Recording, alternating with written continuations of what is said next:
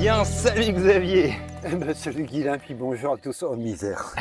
Tiens, tu m'avais donné Ouais, ça. ouais. Mais là, oui, pour les planter, ouais. Mais là, ils sont prêts à manger, en fait. Donc, je vous présente. Ça va, il meurt pas de faim, mais il serait mieux en pleine terre. Spilanthes oleacera, qu'on appelle le cresson de para. Les Malgaches connaissent bien quand même, parce que ça fait partie du plat traditionnel. Si je ne m'abuse, ça doit s'appeler romazava, je crois. D'ailleurs, on en profite pour lancer un appel. S'il y a des gens qui nous écoutent, qui savent faire le romazava, on est preneurs Oui, pour oui, être invités. Oui, T'es d'accord? complètement. Donc, super petite astéracée annuelle. Astéracée, donc en fait, même famille que nous laitues, par exemple. Enfin, c'est une famille commune du potager. Ce qui est assez intéressant, c'est qu'on arrive à avoir de la graine viable sous nos climats. Bon, là, elle a un peu faim, elle est un peu stressée, elle est un peu partie à graine de bonheur. Mais néanmoins, on va avoir une graine mature que tu pourras récupérer et ressemer sans difficulté. Qu'est-ce qu'on mange sur le cresson de para, sur le Bren Mafan? En fait, on consomme les feuilles et pour ceux qui ont, comment dire, un peu de... on peut manger la fleur aussi. Mais moi, je trouve que la fleur, vraiment, ça pique trop, quoi. Ah ouais, Ah ouais, non.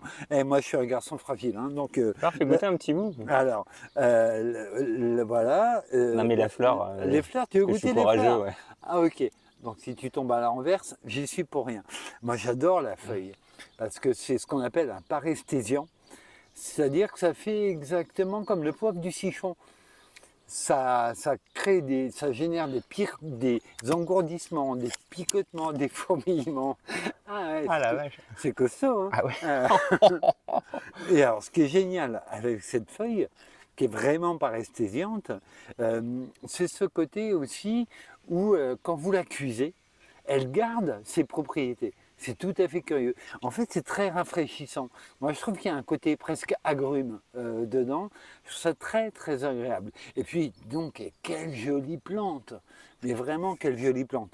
Alors là, il est effectivement grand temps de l'installer. Non, c'est pas, j'allais dire coup de chance, c'est pas du tout un coup de chance. C'est que, comme tu es prévoyant, tu avais payé un espace, on va en profiter. Je suis sûr que dessous, la terre est en état. Alors, quand le plan est très démarré, c'est comme pour les tomates, on met bien les doigts en ciseaux dessous. On en profite pour voir que la racine a dépassé du godet. Est-ce que c'est grave? Oui et non. J'aurais tendance à dire oui parce qu'on n'aime pas que ça dépasse, et non parce qu'elle est restée bien blanche. Donc elle n'est pas asphyxiée.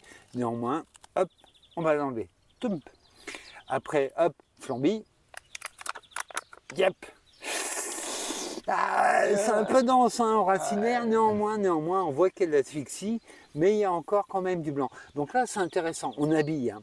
Donc on déshabille en fait, et on y va, mais Ah ouais. voilà, ouais. Non, J'aurais pas fait autant. Ah ouais, non, là, faut pas hésiter. La plante va être beaucoup plus rapide à régénérer de l'apex racinaire qu'à essayer de réparer quelque chose qui a souffert. Donc c'est très très rapide les plantes pour ça. Après, on se rappelle qu'avant de planter, on vérifie toujours si le sol est en état. Sol en état, ça veut dire que ça, faut le retenir presque. Voilà. Et là, oui, le sol est carrément en état. Là, on peut planter, mais sans problème là-dedans. Dans ton jardin. Merci. Oh, quelle façon de parler. Voilà. Alors, vraiment, se dire que normalement, on sème, voilà, quand le sol réchauffe, c'est-à-dire mai-juin. On peut tout à fait le semer directement en godet, une petite pincée.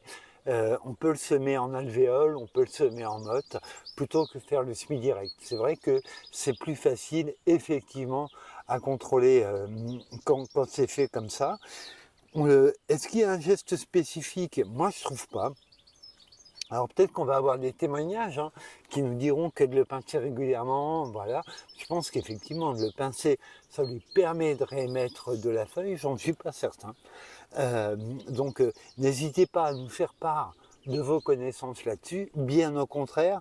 Et voilà, maintenant on va aussi laisser les fleurs arriver à terme. Et, de toute façon, ça devient tout brun. Quand la graine est prête, on tire le capitule et puis on l'émiette comme ça et on voit bien qu'il y a les graines qui tombent et l'année suivante, eh ben, c'est reparti pour un tour. Après, ça c'est relativement simple à trouver, hein. Encore une fois, vous tapez Brenmafan, Cresson de Paras, Pilantes Soleacera sur votre moteur de recherche et vous allez avoir plusieurs propositions. C'est pas extrêmement complexe à trouver. Il y en a un qui est plus difficile à trouver, qui est génial aussi, ce qu'on appelle le cresson du Brésil, Spilantes fusca, alors qui lui ressemble vraiment à celui-ci, sauf qu'il est bordé de pourpre. Et la fleur est aussi magnifique. Ce qui est sympa, c'est on va se débrouiller pour ça, c'est d'avoir les deux, parce que c'est vraiment des curiosités qui ont quand même la gentillesse d'être un petit peu des surprises au jardin, mais qui surtout sont des très très jolies plantes. Et puis moi j'aime bien cette idée de se dire mais il y a plein de cultures dans nos jardins. Nos jardins nos potagers sont des espaces de culture. Et voilà, là c'est aussi inviter des cultures autres que notre culture classique du potager à la française, entre guillemets. Donc surtout, faisons-nous plaisir avec cette petite annuelle, encore une fois très facile à cultiver, peu exigeante, moi je trouve, en quantité d'arrosage, et puis dont on peut récolter la graine, c'est quand même génial. Ouais, et puis c'est vraiment fascinant cette sensation dans la bouche. Ah ouais. Enfin, moi ça m'a un peu étonné, quoi. Oui, mais ça a un côté, moi je trouve, tu vois, je la croque encore, mais Ouais. j'aime bien ce côté où ça me... anesthésie, c'est pas complètement le mot. Non, C'est un picotement, quoi. C'est un pétillement, c'est vraiment très étonnant, c'est hyper rafraîchissant en fait. C'est extrêmement agréable. Encore une fois, la fleur, je trouve que là, c'est changement de braquet. Hein, ah ouais, la fleur, elle est vraiment... moi, j'étais habitué aux feuilles, là. Oui, alors je sais que les Malgaches mangent de la fleur sans Ouais. aucun problème. Bon, moi, c'est un petit peu plus difficile. Eh ben, merci beaucoup, Xavier, et puis à très bientôt. Eh bien, avec plaisir.